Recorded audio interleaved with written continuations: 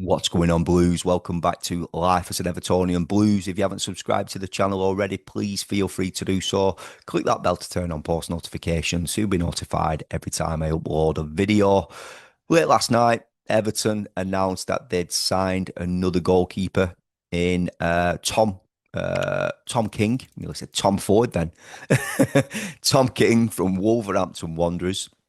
Um, it looks like Harry Tyler is going to be going out on loan. With us bringing in this goalkeeper. At the end of the day, it makes sense. Harry Tyler doesn't want to be sat on the bench, third choice. So yeah, I get the signing. He's signed from Wolverhampton Wanderers. He's got experience. Playing right across the football league. He's represented Millwall, Newport County, Salford City, Northampton Town, Wolverhampton Wanderers, along with loan spells at Welling United, Braintree Town, Stevenage, and Wimbledon. Um, he holds a record as well for the longest goal, 96.01 meters found the net against Cheltenham Town in 2021, beating the previous best set by ex-Toffee Asmir Begovic when he were at Stoke. So another keeper in. It's not the right back that we wanted at this stage. It's not the right winger that we wanted at this stage. It looks like we're gonna have to wait a little bit longer for those additions to be made. I think it's our seventh signing as well, boys. So there's still more to come.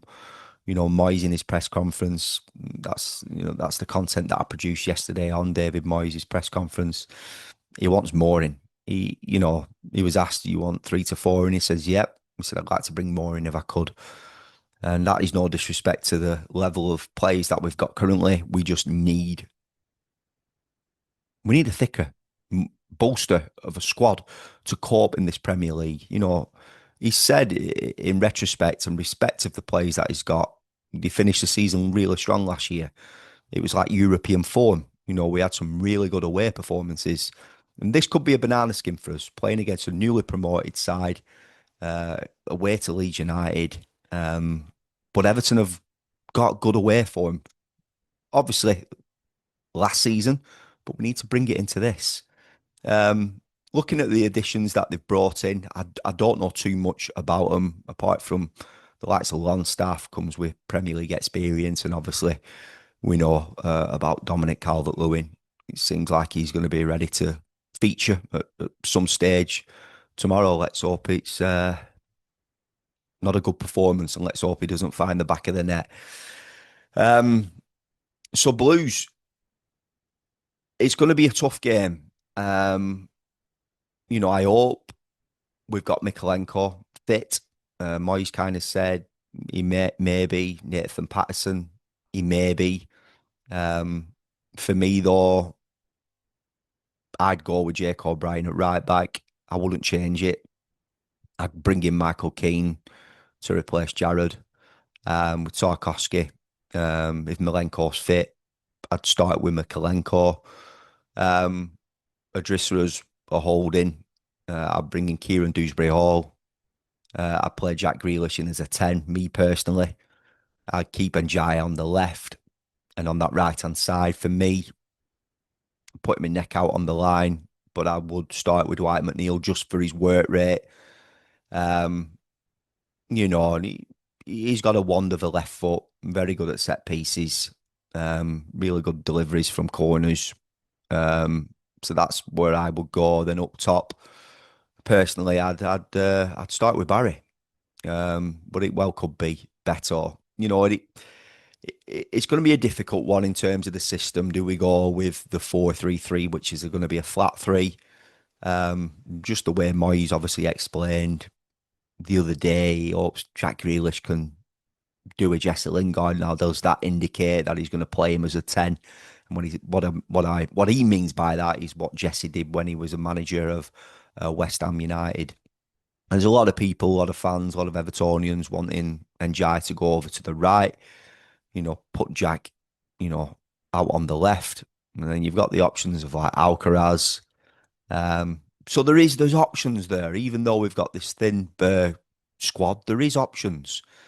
And Moyes knows that. Even the likes of Timmy Raburum, who I like as a player, Jimmy Gardner, um, so I've even had comments that Jimmy Gardner could do a job at right back, and put Jake O'Brien at centre half. Don't play Michael Keane. But that's what I think personally. I think that's what he's going to go for. I don't think he's going to change Njai to the left. I think he's going to interchange Njai and Jack Grealish working close together. Um, I do. I just feel that's what we'll do. And obviously, over the period of time, we'll sort out this right-sided on the wing, out wide on the wing. And I just think Dwight McNeil will adopt that role. But listen, Blues, I might be wrong. We've just come out of pre-season. The Premier League is about to start, and Monday night is going to be a tough task away to Leeds United. The cameras are on us. Um, I would say probably the pressure is on us. Um, you know, with the signings of Kieran Dewsbury Hall and especially Jack Grealish coming in.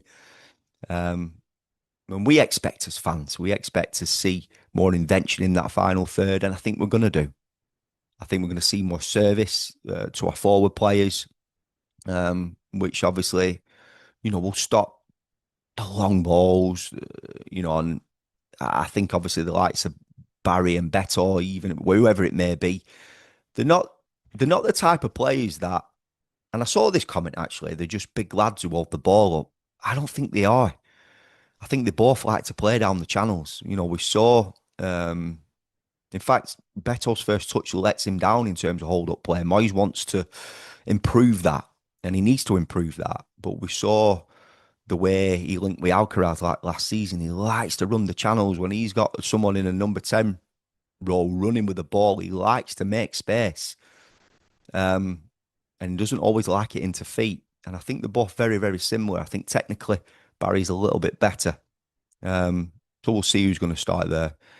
So Blues, the Premier League is back.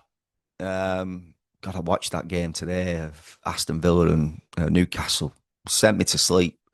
John McGinn's performance in the first half was poor. I'm only mentioning him because Everton have been linked with him. But the second half, you can see why David Moyes is interested in him. His work rate was fantastic on that right, whipped some decent balls in.